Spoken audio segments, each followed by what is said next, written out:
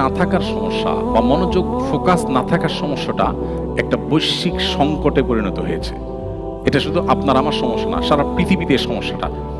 এবং আপনি প্রত্যেকটা মানুষকে দেখবেন যে মানুষের কিছু মনে থাকে না, মনোযোগ ধরে রাখতে পারে না। আমি একটা জিনিস খেয়াল করেছি, 2 রাকাত নামাজ, অনলি 2 রাকাত নামাজ, যেটা হয়তো 3 মিনিটে পড়া সম্ভব, 4 মিনিটে সম্ভব, 2 মিনিটেও পড়া সম্ভব। 2 রাকাত নামাজ কোনো দিকে মনোযোগ চাওয়া ছাড়া সম্পূর্ণ আল্লাহর দিকেই মনোযোগ থাকবে, যা পড়ছেন সেটার দিকে মনোযোগ থাকবে, আপনার অন্য কোনো দিকে মনটা যাবে না।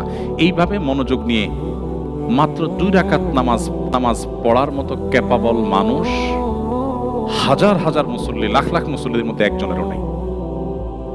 আপনি ট্রাই করতে পারেন, শুরু করেন নফল নামাজ 2 রাকাত করে পড়েন, দেখে ট্রাই করেন তো যে একবারও মনোযোগ যাবে না। আমি দেখে হয় কিনা, খুব ডিফিকাল্ট হয়ে গেছে। গবেষকরা বলছেন মানুষের ফোকাস ধরে রাখার যে ক্ষমতা সেটা খুব ভয়াবহ আকারে হ্রাস পেয়েছে। একটা সময় মানুষ যদি 30 সেকেন্ড, 40 সেকেন্ড বা 1 মিনিট ফোকাস ধরে রাখতে পারতো, এখন তার 50% মানুষের নাই ক্ষমতা। মনোযোগ হারায় ফেলছে মানুষ। কেন? গত 15-20 বছর আগেও এত ক্রাইসিস ছিল না, এখন যত ক্রাইসিস। তাহলে 15-20 বছরে কি এসেছে পৃথিবীতে যেটা আগে ছিল না? আমরা একটু চিন্তা করলে, ভাবলে দেখি, সেই জিনিসটা আর কিছু নয়, আমাদের স্মার্টফোন এবং সোশ্যাল মিডিয়ার ব্যবহার। এগুলো কিভাবে আমাদের ফোকাস এবং মনোযোগ, আমাদের স্মৃতিশক্তিকে নষ্ট করছে, এটা নিয়ে অনেক লম্বা আলাপ করতে হবে। আমি সেদিকে যাব না, আমি সংক্ষেপে শুধু একটু বলি।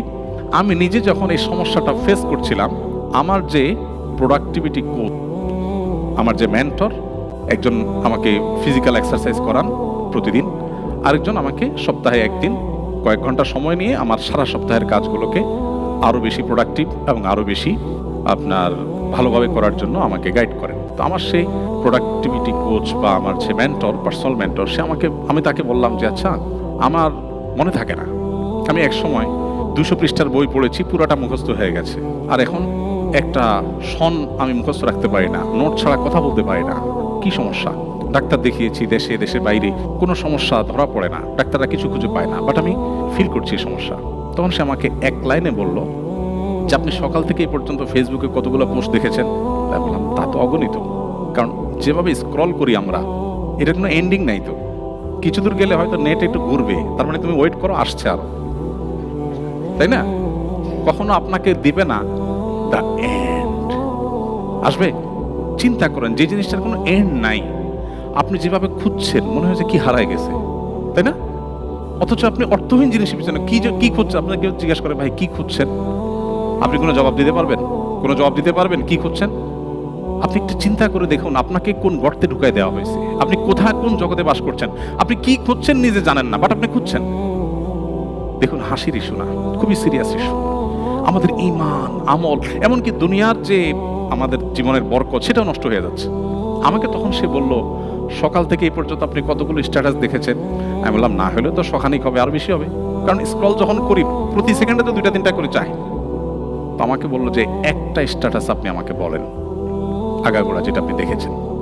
আমি বললাম, তা তো বলতে পারবো না। বলছে কমেন্ট কি পরিমাণ দেখেছেন? আমি অগণিত কমেন্ট দেখেছি। বলে যে একটা কমেন্ট বলেন আমাকে আগাগোড়া। তাও বলতে পারবো না।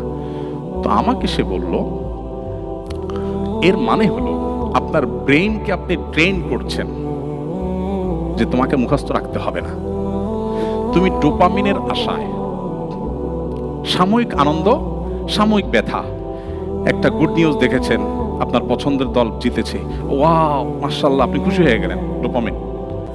আবার দেখেছেন মানুষগুলো অনাহারে মারা যাচ্ছে, এর মধ্যে আবার হামলা চালিয়েছে শক্তরা, এটা দেখার পর আপনার কষ্ট হয়েছে, মনটা খারাপ হয়েছে।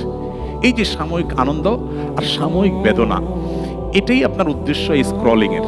এখান থেকে আপনি কোনো জিনিস মুখস্থ করতে চান না, আপনার ব্রেইন অভ্যস্ত হয়ে গেছে যে আমাকে মুখস্থ করতে হবে না। এর ফলশ্রুতিতে আপনার কোনো কিছু মনে থাকে না, মনোযোগ থাকে না, বিকজ আপনার ব্রেইন অভ্যস্ত হয়ে গেছে মনোযোগ না রেখে অসংখ্য জিনিস পড়ার উপরে। আপনি এটা ছেড়ে দেন, সিরিয়াস হন, আপনার জীবনে পরিবর্তন আসবে। কয়েক মাস হয়েছে আমার মোবাইলে কোনো ফেসবুক, কোনো ইউটিউবের অ্যাপ নাই, আমার অফিসে, আমার বাসায়, আমার কোনো পিসিতে কোথাও নিউজ ফিডে ঢুকার কোনো অপশনই নেই। সেটা এমনভাবে ব্লক করা, আমি চাইলেও ঢুকার সুযোগ নেই। আলহামদুলিল্লাহ, আমি ফিল করছি যে আমি অনেক ভালো আছি। আমরা যারা ইবাদত করতে পারছি না, নামাজে মনোযোগ থাকছে না, আমাদের যাদের ফোকাস নষ্ট হয়ে যাচ্ছে, আমাদের বাচ্চারা ধ্বংস হয়ে যাচ্ছে,